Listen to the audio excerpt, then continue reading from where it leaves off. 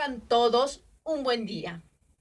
Primeramente, quiero agradecer a los organizadores de la Conferencia de Centros Históricos, de Cancha a Casonas Virreinales. Mi nombre es Ketlin Carvajal Latorre. Yo he realizado mis estudios de arqueología en la Universidad San Antonio Abad del Cusco. Asimismo, pertenezco a la Asociación Peruana de Arte Rupestre y también pertenezco a la Asociación Panaca Hanancosco. Esta última busca rescatar los conocimientos ancestrales. A continuación, voy a desarrollar toda la exposición del tema Arquitectura Inca como símbolo de afirmación de dominio.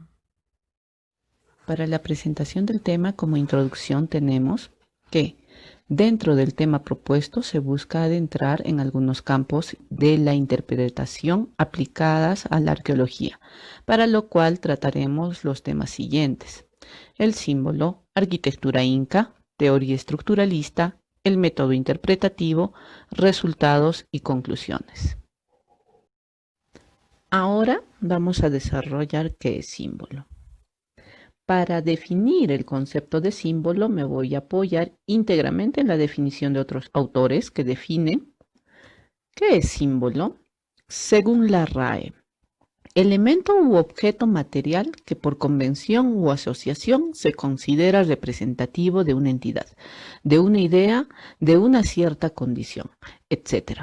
La bandera es símbolo de la patria. Según Humberto Eco, el símbolo es un signo cuyo significado desborda al significante, transmite significados complejos y o abstractos, cuya densidad resulta difícil de resumir en el lenguaje cotidiano. Puede expresar sentimientos, valores religiosos, sociales, políticos, ideas, etc. Según la mercadotecnia, los símbolos podrían considerarse como representaciones sensoriales de las estrategias del branding, construcción de una marca y sirve para diferenciarse de otras, con el objetivo de ser percibidas y posicionadas por el consumidor para relacionarlas con la marca. Entonces, a partir de estas definiciones, podemos decir que el símbolo está enfocado en el estímulo que genera y los conceptos que transmite. Esto quiere decir que el símbolo posee una fuerte carga de significación. Todo ello implica que forma parte del modo humano de existir y asimismo generar muchos conceptos. Ahora vamos a tratar los principios que definen un símbolo. El primer principio es establecido por convenciones sociales. ¿Esto qué quiere decir? Que corresponde al elemento consciente, que puede ser, en este caso, algo material, como vamos a tratar la arquitectura. Pero también tenemos que entender que hay símbolos que nacen de forma espontánea, como lo dice Humberto Eco. En el caso de un personaje podría ser un ejemplo. Es a partir de estas condiciones en donde la cultura puede ser estudiada como un contenido de comunicación. El segundo principio opera a nivel inconsciente y o subconsciente. Esto quiere decir que el mensaje que tiene un símbolo es de forma indirecta. Puede ser hasta casi subliminal y refuerza las convenciones sociales que establecieron el símbolo. Ahora vamos a tratar las características que tiene un símbolo. Según Humberto Eco, tomo mucho a este autor por el hecho de que es el filósofo que más ha tratado sobre lo que es signos, símbolos, íconos y el proceso de comunicación. Entonces, por este hecho es que toma como referencia mayormente a este autor. Como digo, características: es representativo, es indivisible, es colectivo y tiene su vocación estética. Este conjunto de características es la que va a definir un símbolo como tal. Entonces, ahora vamos a ver algunos ejemplos. La cruz, que es símbolo de religión, de la religión católica. Como sabemos, esto tiene un conglomerado de principios, de leyes, mandamientos que rigen. Es la representación de esta religión. Asimismo, tenemos el símbolo patrio, que es de la Estatua de la Libertad, que como bien sabemos, lo primero que nos evoca a la mente el mirar el símbolo de la Estatua de la Libertad es un gobierno que tiene mucho poder, que tiene mucho control y está considerado ahora en nuestra actualidad como uno de las potencias mundiales. Asimismo, tenemos a Mahatma Gandhi, que es que representa la paz. Es un símbolo que se ha creado no con la intención de que se convierta él en un símbolo, sino que el proceso que él buscó en su vida de liberar a su país lo convirtió en un símbolo. Como decía anteriormente, los símbolos también se generan de manera espontánea. Es este el caso de este personaje.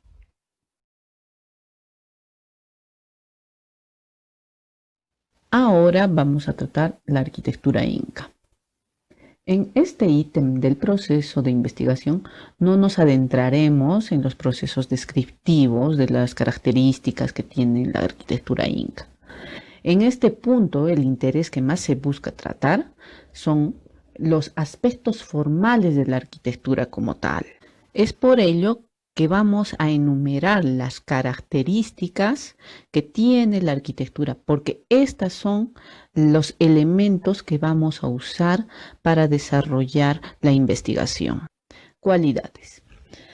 Primero es la sencillez, solidez, simetría, conducta orgánica y comportamiento antisísmico.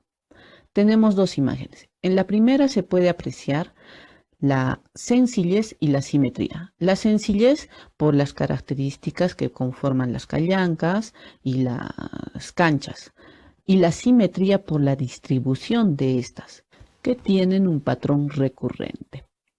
En la segunda imagen, que pertenece al Coricancha, se pueden apreciar los andenes. Esto corresponde a la conducta orgánica y al comportamiento antisísmico. La conducta orgánica por la topografía del terreno y el comportamiento antisísmico, que siendo andenes que no han sido construidos para soportar la carga de la iglesia, a pesar de eso, aún siguen trabajando. Ahora vamos a tratar las condiciones constructivas, que es la cuatripartición, oposición, repetición, subordinación, principio ortogonal y entre 6 a 15 grados de inclinación. Estas condiciones que establece la disposición de la arquitectura se puede apreciar en el plano que corresponde al Cusicancha, que es un palacio de la ciudad del Cusco, como bien se conoce, en donde se puede ver la repetición, la oposición, el principio ortogonal, la cuatripartición. Esto a manera de ejemplo, puesto lo que nos interesa son estas condiciones. Ahora vamos a tratar los componentes de diseño. Hornacinas o nichos trapezoidales, vanos de acceso trapezoidal, ventanas trapezoidales, doble o triple jamba. A pesar de que se cuentan con otros componentes de diseño, estos corresponden a los más distinguibles, que son percibidos por los sentidos. Clasificación de aparejos. Esta clasificación está basada según Agurto Calvo, el rústico, engastado, celular, sedimentario y ciclope.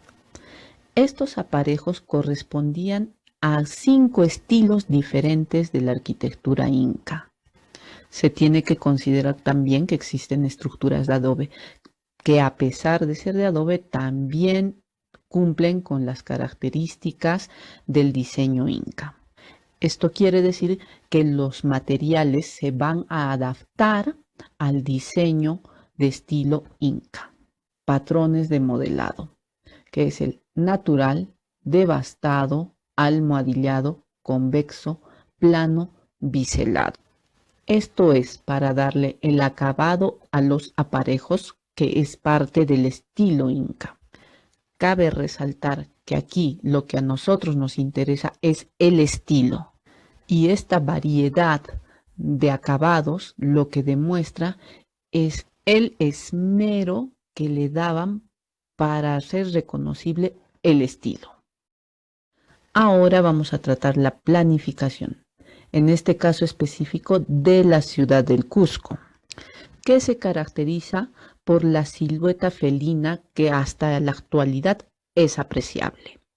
A pesar que existen algunos investigadores que consideran a esta silueta una invención. Para nuestra investigación, esta imagen es de suma importancia, porque esta imagen representaría un símbolo por sí mismo. Tenemos dos imágenes. En la primera, con una silueta en color amarillo, que trata de emular la del felino, y en la segunda también un poco más tenue, pero que tiene la división del antisuyo, collasuyo, chinchaysuyo y contisuyo, que corresponde a parte de la planificación, que es también lo que nos interesa estudiar, la planificación por sí misma. En el caso de la planificación, vamos a tratar las implicaciones que conlleva esta planificación. Ahora pasamos al análisis, que surge a partir de las características que ya hemos tratado, que es todo el conglomerado de cualidades y características constituye el estilo propio de la arquitectura inca, convirtiéndolo en el tema de interés para la investigación, ya que este conglomerado crea un estilo y diseño propio. Bueno, aquí tenemos una imagen de Machu Picchu en donde se puede encontrar todas las características y cualidades de diseño de la arquitectura inca.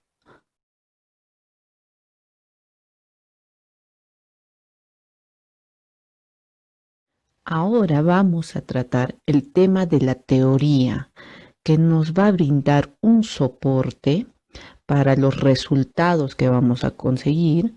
Asimismo, va a apoyar al proceso metodológico que vamos a aplicar. Para este hecho, tenemos dos definiciones de dos autores diferentes. La primera definición que tenemos es según Moragón Martínez, que dice: el estructuralismo parte de la base positivista, que obliga a llevar a cabo análisis objetivos y científicos de los procesos para encontrar las estructuras profundas del pensamiento. Todo aquello que expresa la cultura en superficie no es más que una serie de mecanismos fijos que se hallan en profundidad. Esta definición nos trata sobre las estructuras profundas del pensamiento, que puede referirse como las condicionantes que motivan de una manera sutil una respuesta al símbolo. Y esta respuesta sutil se obtiene mediante los procesos científicos con análisis objetivos. La segunda definición que tenemos es según León Cisa. La segunda forma de expresar los pensamientos o traducirlos en algo más fue la arquitectura, como lo sugiere Chavín de Guantar, Stonehenge, entre otros. Este autor ya refiere que la arquitectura transmite otros criterios y que no solo se limitan a su condición de infraestructura. Tenemos que tener en consideración que la arquitectura también es considerada un arte y por ende puede transmitir muchos conceptos diferentes. Estas definiciones teóricas que van a apoyar la metodología se sustentan en gran medida en el proceso mental del subconsciente. La intención que se tiene al aplicar Esta teoría es reconocer los procesos inconscientes o subconscientes que se generan en una sociedad. Ahora vamos a entrar al campo de la metodología. Y como definición tenemos que es preciso desarrollar procedimientos analíticos, explicativos y reconstructivos que permitan llegar a enunciar explicaciones relativas a la producción e interpretación del significado de los fenómenos sociales. Aquí se habla de explicaciones relativas porque se fundamentan en verdades de razón y no en verdades de hechos. Entonces, el razonamiento se convierte en un instrumento a aplicar dentro de la metodología. Vamos a pasar a desarrollar las ventajas y desventajas del método que se va a aplicar. 1. Ventajas. El estudio de los elementos materiales adquiere una dimensión explicativa a partir del análisis. 2. Permite construir una arqueología cognitiva a partir de un registro descriptivo sumamente detallado. 3.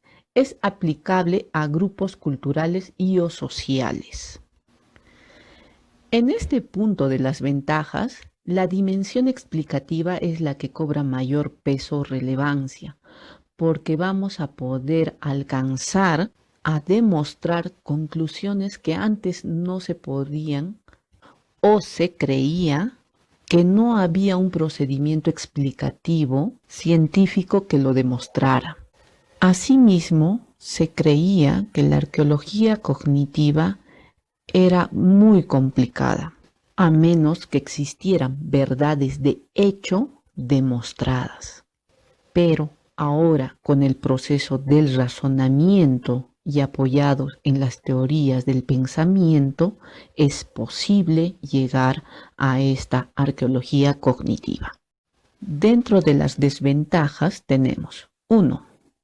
El estudio se adentra mucho en el campo subjetivo, siendo necesario establecer límites concretos. 2. No es aplicable a un único elemento independiente. Y 3. No tiene alcance individual. A pesar de que el subjetivismo es el inconveniente, porque este subjetivismo puede conllevar a que el investigador divague demasiado en sus conceptos. Por este mismo hecho, establecer los límites es una tarea importante dentro de este proceso metodológico. No es aplicable a un único elemento independiente, porque necesita que este elemento tenga un respaldo de otros elementos similares o parecidos o que compartan los mismos principios de su elaboración para reconocerlo como un símbolo. No tiene alcance individual porque no podemos llegar a entender los criterios y conceptos de una sola persona que haya creado un elemento que pueda representar un símbolo. No vamos a poder alcanzar sus motivaciones o sus sensaciones o lo que representaba para una única persona un símbolo. Pero sí se puede reconocer en el caso de sociedades, porque acá hay una conducta social que normalmente están regidas y establecidas por principios y parámetros. A continuación, vamos a desarrollar cómo se establece el método. Primero, por transferencia de condiciones.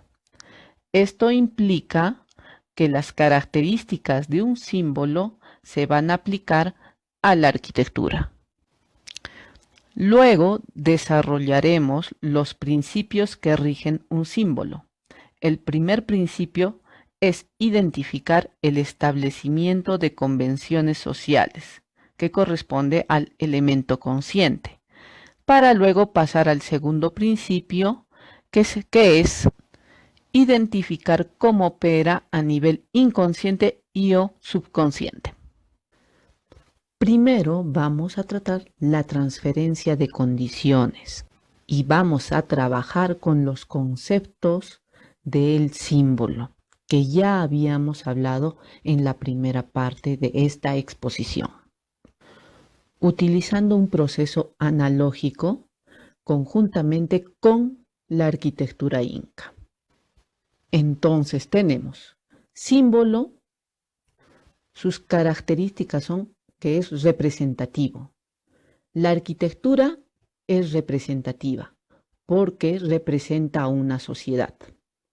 El símbolo es indivisible y la arquitectura es indivisible porque no se puede separar el vínculo con la sociedad representada. Como ejemplo, no podemos decir que Machu Picchu lo construyeron los egipcios. En el símbolo, otra característica es colectivo y en la arquitectura también es colectiva. Entonces, porque interactúa con el grupo social. El símbolo tiene una vocación estética y la arquitectura inca también tiene una vocación estética, porque tiene un estilo y diseño propio. Entonces, mediante este proceso analógico, nos ayuda a verificar que la arquitectura cumple con los criterios que requiere un símbolo para ser reconocido como tal. Es así que símbolo sería igual a arquitectura. El segundo procedimiento es aplicar los principios que rige a un símbolo que, como ya hemos demostrado con la anterior fase, que el símbolo es igual a arquitectura y aplicar estos principios a la arquitectura. El primer principio a aplicar va a ser establecimiento de convenciones sociales, que este es el elemento consciente o el elemento creador del símbolo. Por definición, tenemos en el cual identificamos los términos que serán interpretados y o componentes descriptivos que fueron parte de un registro arqueológico detallado, cuyos resultados son interpretados y analizados. Tendremos resultados nomenclativos. Ahora pasamos a la aplicación del método de este principio. Aquí tenemos dos fuentes para ser interpretadas, uno a partir de los datos históricos y el otro a partir de las investigaciones arqueológicas. Cabe señalar que estas solamente están ejemplificando el proceso del método, puesto que lo extenso de estos datos ocuparían demasiado espacio. Dentro de los datos históricos se han tomado crónicas, ¿no?, de Juan de Betanzos, Martín de Murúa, Garcilaso, Gamboa, entre otros, ¿no?, que dentro de estos datos históricos se busca términos o elementos concretos, en el cual los datos de interés se separan, que son del que se nombró la ciudad con cuerpo de puma, ¿no?, ordenó edificación y enderezar la ciudad, y se hace mención de diferentes partes de la ciudad con nombre de puma. Estos datos, que ya los tenemos como datos de interés, los convertimos y los simplificamos. Eso es importante, la simplificación del dato, que sería que se nombró a la ciudad con cuerpo de puma, correspondería a la ordenanza. Se ordenó edificación y enderezar la ciudad correspondería a planificación. Y se hace mención de diferentes partes de la ciudad con nombre de puma, se simplifica la creación de un aspecto de la ciudad claramente reconocible, puma. Ahora vamos a aplicar el método a partir de investigaciones arqueológicas. En muchos casos, los hallazgos arqueológicos no cuentan con el respaldo de documentos históricos. En este caso, aplicamos el dato a los resultados que tengan las investigaciones arqueológicas previas. o así también a los elementos descriptivos de estas investigaciones.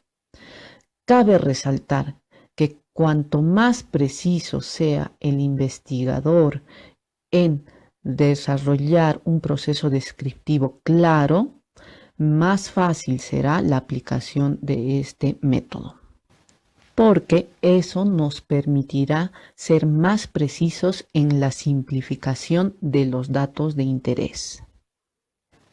Entonces tenemos como ejemplo, según Agurdo Calvo, la plaza y monumentos constituían elementos de ordenamiento espacial y atracción visual. El dato de interés que rescatamos es el ordenamiento espacial. El otro ejemplo, no hay medida inferior a 0.20 metros en la arquitectura inca.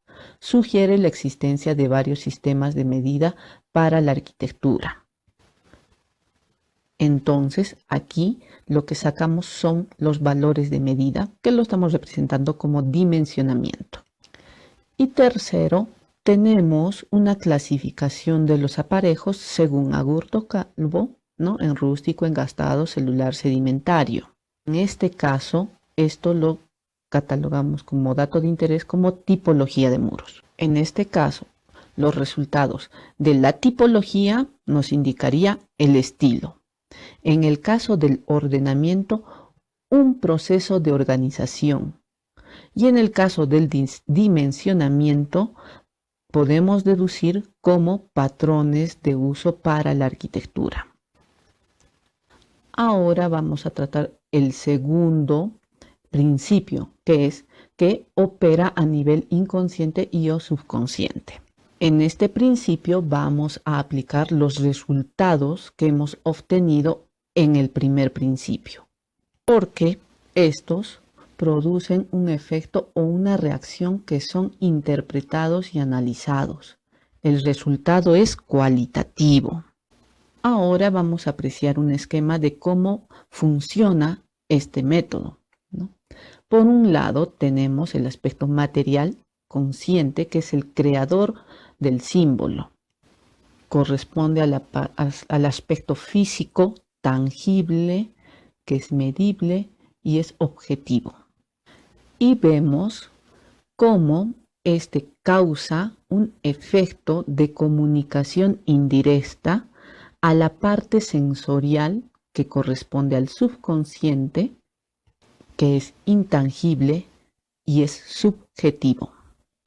Ahora, a partir de los resultados del dato arqueológico y el dato histórico, que corresponde a la parte material y consciente, vamos a identificar el efecto que causa en la parte sensorial y subconsciente. Entonces, como vemos, de tipología se ha generado un estilo. En el ordenamiento se genera una conducta. En dimensiones se generan parámetros. Ordenanza genera la ejecución.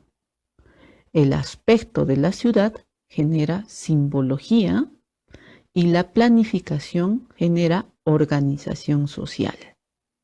A partir de la respuesta generada por los resultados, vamos a identificar cómo estos influencian la conducta tanto de los habitantes incas como los habitantes extranjeros. Esto quiere decir los habitantes que vivían en frontera con el territorio de los incas. Entonces podemos aquí tener como resultados una arqueología cognitiva, que es puramente interpretativa de estas respuestas.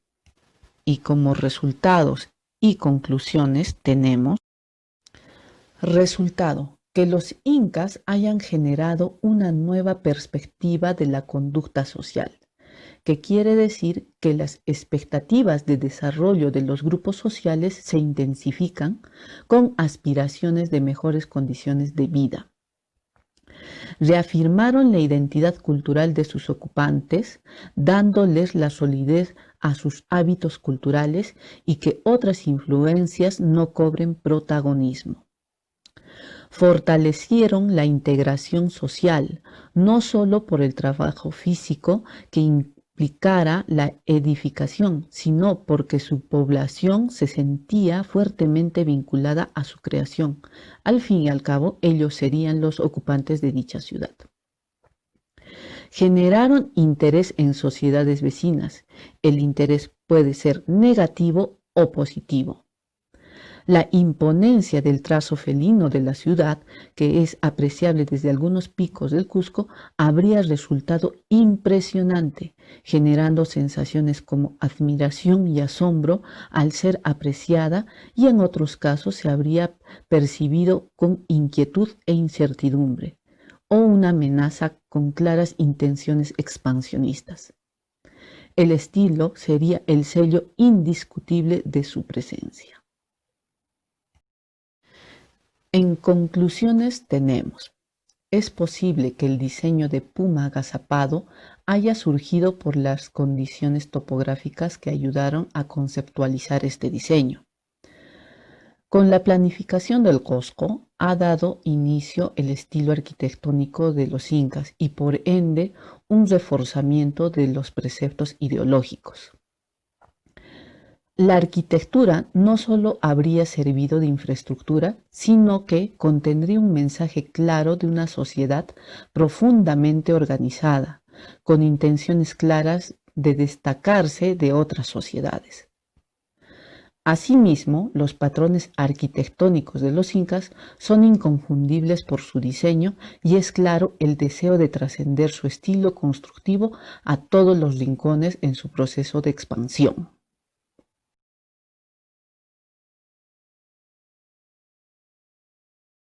Habiendo culminado la exposición, espero que les haya gustado los resultados y el procedimiento que se ha aplicado en este proceso de investigación. Espero sugerencias y opiniones. Bueno, y será hasta otra oportunidad.